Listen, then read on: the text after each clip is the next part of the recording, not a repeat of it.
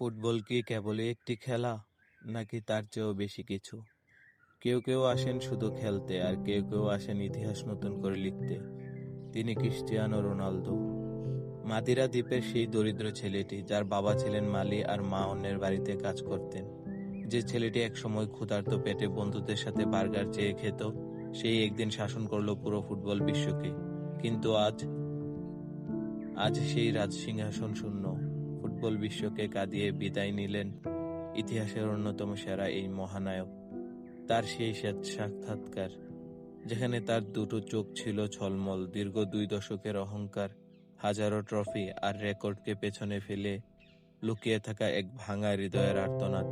যেন সেদিন বিশ্ববাসী দেখেছিল রোনালদো বলেছিলেন, আমি ফুটবলকে সবকিছু দিয়েছি, কিন্তু সময়ের চাকা এখন ঘুরে গেছে। তখন মনের ভেতর একটাই শূন্যতা তৈরি হয়। আমি শুধু চেয়েছিলাম আমার দেশকে একটা বিশ্বকাপ এনে দিতে। এটাই ছিল আমার জীবনের সবচেয়ে বড় স্বপ্ন। যখন তাকে জিজ্ঞাসা করা হয়েছিল ফুটবল ছাড়া জীবন কেমন হবে, তার দীর্ঘশ্বাস আর চোখের কোণের জল পুরো পৃথিবীর কোটি কোটি ভক্তের বুকটা ঝাঁঝরা করে দিয়েছিল। চলুন ফিরে যাই 20 বছর আগে।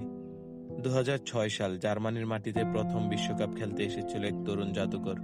পায়ে তার বিদ্যুতের গতি, চোখে বিশ্বজয়ের স্বপ্ন, কিন্তু সেমিফাইনালে ফ্রান্স এবং পরে জার্মানির কাছে হেরে যখন পর্তুগাল বিদায় ঘণ্টা বাজলো, তখন মাঠের মাঝেই কান্নায় ভেঙে পড়ছিলেন 21 বছরের সেই তরুণ ক্রিস্টিয়ানো।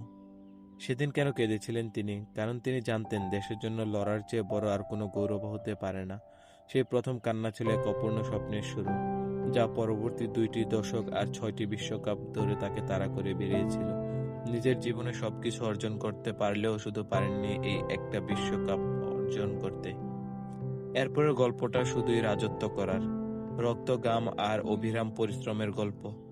5টি ব্যালন ডি'অর, 4টি চ্যাম্পিয়ন্স লিগ, পর্তুগালকে প্রথমবারের মতো ইউরো কাপ আর নেশনস কাপ লিগ জেতানো। কি পাননি তিনি? আন্তর্জাতিক ফুটবলের ইতিহাসে সর্বকালের সর্বোচ্চ গোলদাতা তিনি। যখনই মানুষ ভেবেছে রোনালদো শেষ, তখনই তিনি ফিনিক্স পাখির মতো ধ্বংসস্তূপ থেকে জেগে উঠেছেন। হ্যাটট্রিকের পর হ্যাটট্রিক, শূন্যে বেশে বাইসাইকেল কিক, কি নেই তার জীবনে, ক্যারিয়ারে। তিনি ফুটবলকে রূপকথায় পরিণত করেছিলেন, কিন্তু নিয়তি বড়ই নিষ্ঠুর। ফুটবল তাকে রাজমুকুট দিয়েছে, কিন্তু শেষ বিদায়টা দিল রক্তাক্ত এক গল্প দিয়ে। আজ 2026 সাল, যুক্তরাষ্ট্রের মাটিতে বসেছিল বিশ্বকাপের শেষ মঞ্চ। কোটি কোটি ভক্তের প্রার্থনা ছিল এবার হয়তো একটা অধরা সেই সোনার হরিণ ধরা দেবে রোনালদোর হাতে। কিন্তু স্পেনের বিপক্ষে সেই 1-0 গোলের হার পর্তুগালের বিজয় ঘণ্টা বাজিয়ে দিল।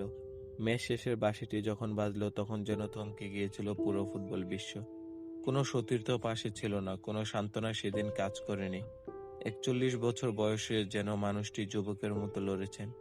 শেষ ম্যাচে মাঠের মাঝখানে স্তব্ধ হয়ে দাঁড়িয়ে থাকা, তার ড্রেসিং রুমের দিকে যাওয়ার সময় তাই সেই অঝরা ধারায় চোখের জল ফেলা, এ শুধু একজন ফুটবলারের কান্না ছিল না, এটা ছিল একটা আস্ত যুগের চিরদিনের জন্য অসমাপ্তি। ফুটবল ঈশ্বর তাকে সবকিছু দিলেন, শুধু বিশ্বকাপের সেই সোনালী ট্রফিটা ছোঁয়া হলো না। 2026 সালে এই স্পেনের বিপক্ষে হার, রোনালদোর চোখের জল ফুটবল ইতিহাসের বুকে এক চিরস্থায়ী ক্ষত হয়ে থেকে যাবে। আজ ক্রিস্টিয়ানো রোনালদো মাঠের বাইরে, কিন্তু ফুটবল ভক্তদের হৃদয়ে যে ক্ষত তৈরি হয়েছে, তা কি কখনো শুকাবে? আর কখনো কি দেখা যাবে সেই 7 নম্বর জার্সির অতিমানবীয় দৌড়? আর কখনো কি গ্যালারি কাঁপিয়ে ধ্বনিত হবে না সেই চিরচেনা সিও চিৎকার? রোনালদো শুধু একজন খেলোয়াড় ছিলেন না, তিনি ছিলেন কোটি মানুষের অনুপ্রেরণা, যারা জীবনে বারবার হেরে গিয়েও ঘুরে দাঁড়াতে পারে। তারা রোনালদোর দিকে তাকাতো, আজ ভক্তদের চোখে পানি, কারণ তারা জানে ফুটবলে নতুন নতুন তারকা আসবে, নতুন নতুন রেকর্ড হবে, কিন্তু আর কখনো ক্রিস্টিয়ানো রোনালদো আসবে না। বিদায় ক্রিস্টিয়ানো, তুমি বিশ্বকাপ না পেলেও পৃথিবীর কোটি কোটি মানুষের হৃদয় জয় করেছো। ফুটবল হয়তো তোমাকে একটি ট্রফি দেয়নি, কিন্তু ফুটবলকে যা দিয়েছ তা অমর, অবিনশ্বর। আমাদের শৈশবকে সুন্দর করার জন্য ধন্যবাদ, আমাদের শেখানোর জন্য ধন্যবাদ যে লড়াই কিভাবে করতে হয়। ভালো থেকো হে রাজা, তোমাকে চিরকাল মিস করবে এই বিশ্ব।